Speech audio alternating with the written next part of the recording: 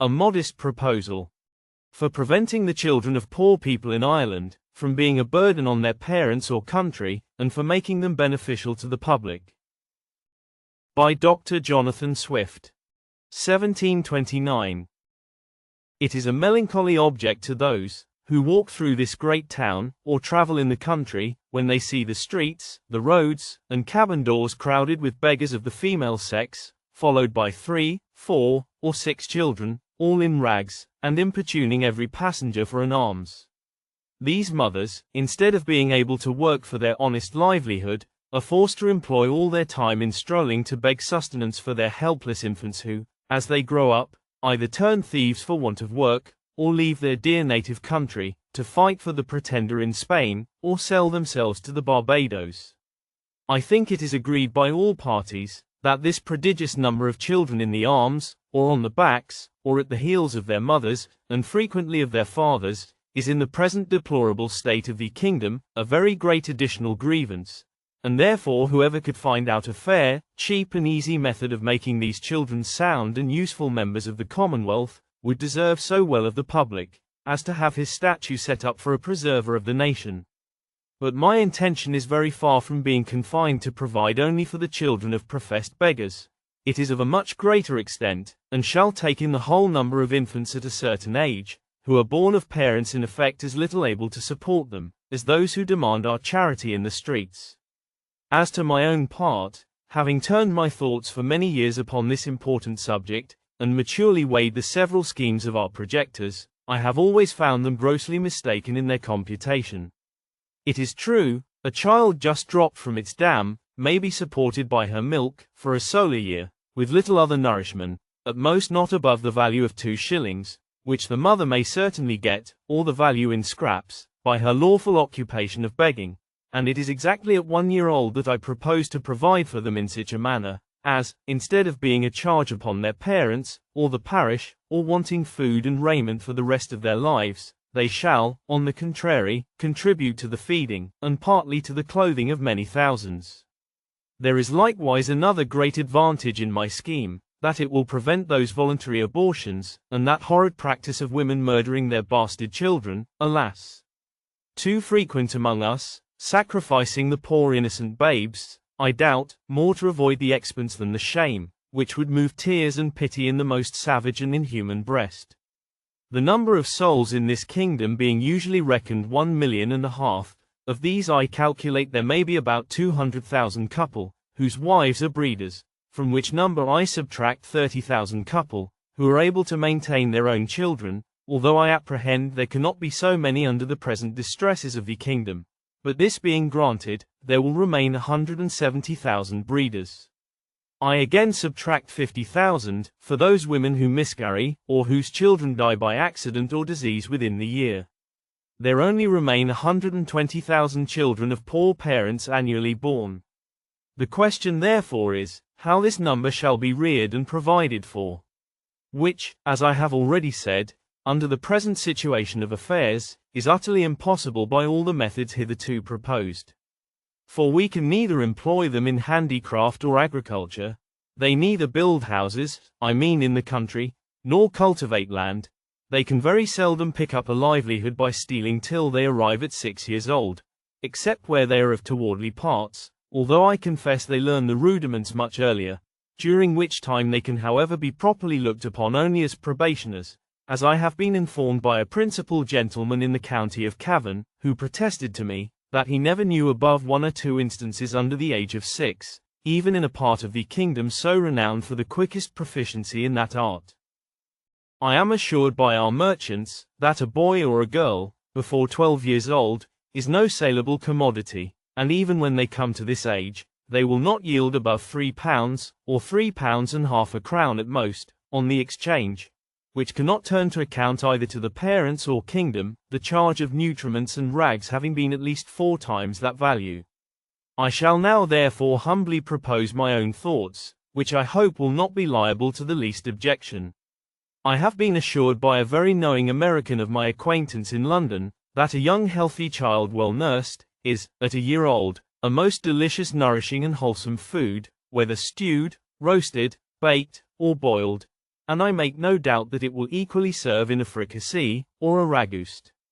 I do therefore humbly offer it to public consideration, that of the 120,000 children, already computed, 20,000 may be reserved for breed, whereof only 1/4 part to be males, which is more than we allow to sheep, black cattle, or swine, and my reason is, that these children are seldom the fruits of marriage, a circumstance not much regarded by our savages, therefore, 1 male will be sufficient to serve 4 females.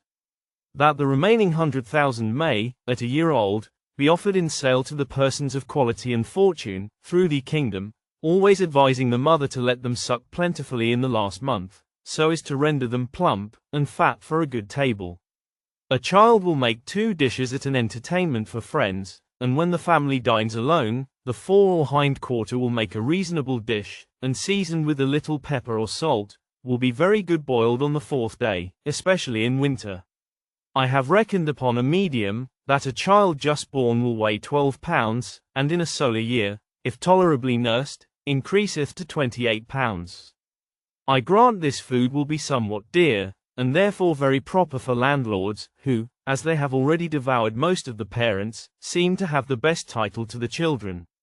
Infants' flesh will be in season throughout the year, but more plentiful in March, and a little before and after, for we are told by a grave author, an eminent French physician, that fish being a prolific dyer, there are more children born in Roman Catholic countries about 9 months after Lent, than at any other season. Therefore, reckoning a year after Lent, the markets will be more glutted than usual, because the number of popish infants is at least 3 to 1 in this kingdom, and therefore it will have one other collateral advantage, by lessening the number of papists among us. I have already computed the charge of nursing a beggar's child, in which list I reckon all cottagers, labourers, and 4/5 of the farmers, to be about 2 shillings per annum, rags included, and I believe no gentleman would repine to give 10 shillings for the carcass of a good fat child, which, as I have said, will make 4 dishes of excellent nutritive meat, when he hath only some particular friend, or his own family to dine with him. Thus the squire will learn to be a good landlord, and grow popular among his tenants, the mother will have 8 shillings neat profit, and be fit for work till she produces another child.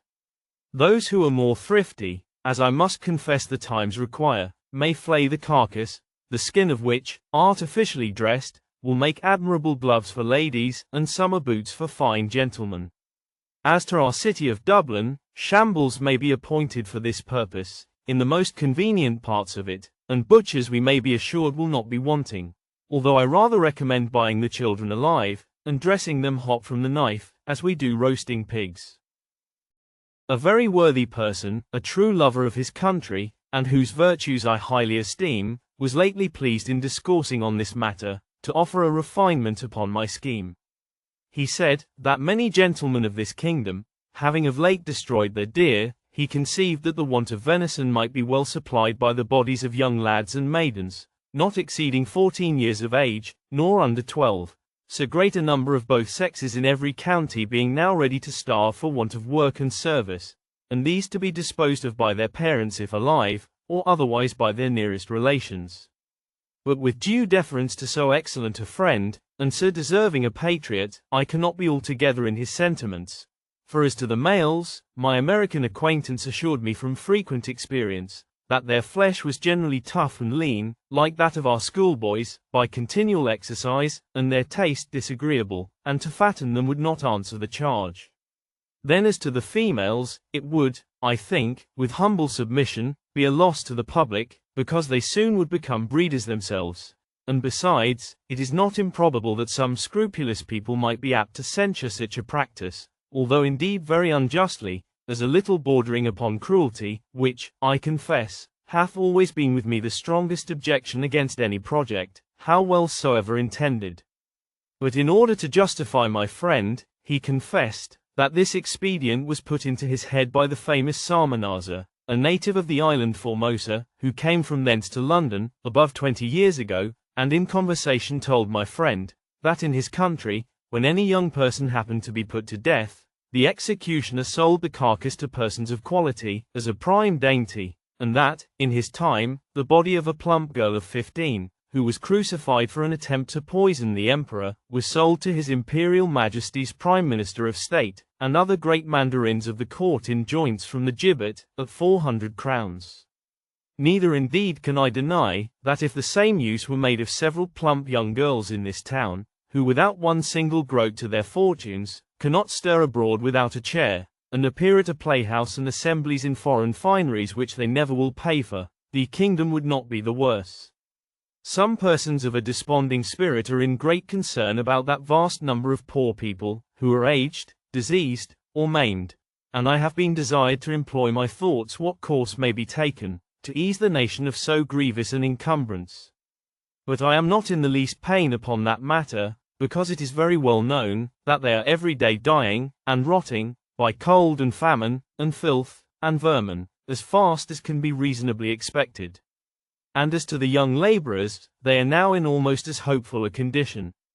They cannot get work, and consequently pine away from want of nourishment, to a degree, that if at any time they are accidentally hired to common labor, they have not strength to perform it, and thus the country and themselves are happily delivered from the evils to come.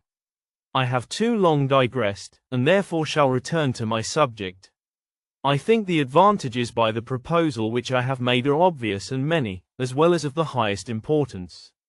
For first, as I have already observed, it would greatly lessen the number of papists, with whom we are yearly overrun, being the principal breeders of the nation, as well as our most dangerous enemies, and who stay at home on purpose with a design to deliver the kingdom to the pretender, hoping to take their advantage by the absence of so many good Protestants, who have chosen rather to leave their country, than stay at home and pay tithes against their conscience to an episcopal curate. Secondly, the poorer tenants will have something valuable of their own, which by law may be made liable to a distress, and help to pay their landlord's rent, their corn and cattle being already seized, and money a thing unknown.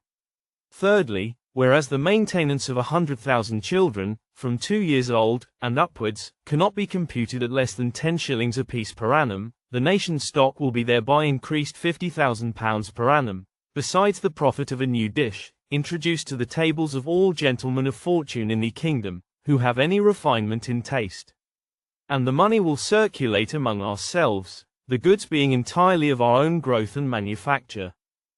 Fourthly, the constant breeders, besides the gain of 8 shillings sterling per annum by the sale of their children, will be rid of the charge of maintaining them after the first year. Fifthly, this food would likewise bring great custom to taverns, where the vintners will certainly be so prudent as to procure the best receipts for dressing it to perfection, and consequently have their houses frequented by all the fine gentlemen, who justly value themselves upon their knowledge in good eating, and the skilful cook, who understands how to oblige his guests, will contrive to make it as expensive as they please. Sixthly, this would be a great inducement to marriage, which all wise nations have either encouraged by rewards, or enforced by laws and penalties. It would increase the care and tenderness of mothers towards their children, when they were sure of a settlement for life to the poor babes, provided in some sort by the public, to their annual profit instead of expense. We should soon see an honest emulation among the married women, which of them could bring the fattest child to the market. Men would become as fond of their wives, during the time of their pregnancy, as they are now of their mares in foal, their cows in calf, or sows when they are ready to farrow, nor offer to beat or kick them, as is too frequent a practice, for fear of a miscarriage. Many other advantages might be enumerated. For instance, the addition of some 1,000 carcasses in our exportation of barreled beef, the propagation of swine's flesh, and improvement in the art of making good bacon, so much wanted among us by the great destruction of pigs, too frequent at our tables, which are no way comparable in taste or magnificence to a well-grown, fat-yielding child, which roasted whole will make a considerable figure at a Lord Mayor's feast, or any other public entertainment. But this, and many others, I omit, being studious of brevity. Supposing that 1,000 families in this city would be constant customers for infants' flesh, besides others who might have it at merry meetings, particularly at weddings and christenings, I compute that Dublin would take off annually about 20,000 carcasses, and the rest of the kingdom, where probably they will be sold somewhat cheaper, the remaining 80,000. I can think of no one objection that will possibly be raised against this proposal, unless it should be urged, that the number of people will be thereby much lessened in the kingdom. This I freely own, and was indeed one principal design in offering it to the world. I desire the reader will observe, that I calculate my remedy for this one individual kingdom of Ireland, and for no other that ever was, is, or, I think, ever can be upon earth. Therefore let no man talk to me of other expedients, of taxing our absentees at 5 shillings a pound, of using neither clothes, nor household furniture, except what is of our own growth and manufacture, of utterly rejecting the materials and instruments that promote foreign luxury, of curing the expensiveness of pride, vanity, idleness, and gaming in our women, of introducing a vein of parsimony, prudence and temperance, of learning to love our country, wherein we differ even from Laplanders, and the inhabitants of Topinambu, of quitting our animosities and factions, nor acting any longer like the Jews, who were murdering one another at the very moment their city was taken, of being a little cautious not to sell our country and consciences for nothing, of teaching landlords to have at least one degree of mercy towards their tenants. Lastly, of putting a spirit of honesty, industry, and skill into our shopkeepers, who, if a resolution could now be taken to buy only our native goods, would immediately unite to cheat and exact upon us in the price, the measure, and the goodness, nor could ever yet be brought to make one fair proposal of just dealing, though often and earnestly invited to it. Therefore I repeat, let no man talk to me of these and the like expedients, till he hath at least some glimpse of hope, that there will ever be some hearty and sincere attempt to put them into practice. But, as to myself, having been wearied out for many years with offering vain, idle, visionary thoughts, and at length utterly despairing of success, I fortunately fell upon this proposal, which, as it is wholly new, so it hath something solid and real, of no expense and little trouble, full in our own power, and whereby we can incur no danger in disobliging England. For this kind of commodity will not bear exportation, and flesh being of too tender a consistence, to admit a long continuance in salt, although perhaps I could name a country, which would be glad to eat up our whole nation without it. After all, I am not so violently bent upon my own opinion, as to reject any offer, proposed by wise men, which shall be found equally innocent, cheap, easy, and effectual. But before something of that kind shall be advanced in contradiction to my scheme, and offering a better, I desire the author or authors will be pleased maturely to consider 2 points.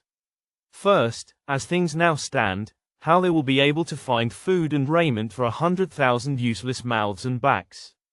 And secondly, there being a round million of creatures in humane figure throughout this kingdom, whose whole subsistence put into a common stock, would leave them in debt 2,000,000 of pounds sterling, adding those who are beggars by profession, to the bulk of farmers, cottagers and labourers, with their wives and children, who are beggars in effect. I desire those politicians who dislike my overture, and may perhaps be so bold to attempt an answer, that they will first ask the parents of these mortals, whether they would not at this day think it a great happiness to have been sold for food at a year old, in the manner I prescribe, and thereby have avoided such a perpetual scene of misfortunes, as they have since gone through, by the oppression of landlords, the impossibility of paying rent without money or trade, the want of common sustenance, with neither house nor clothes to cover them from the inclemencies of the weather, and the most inevitable prospect of entailing the like, or greater miseries, upon their breed forever.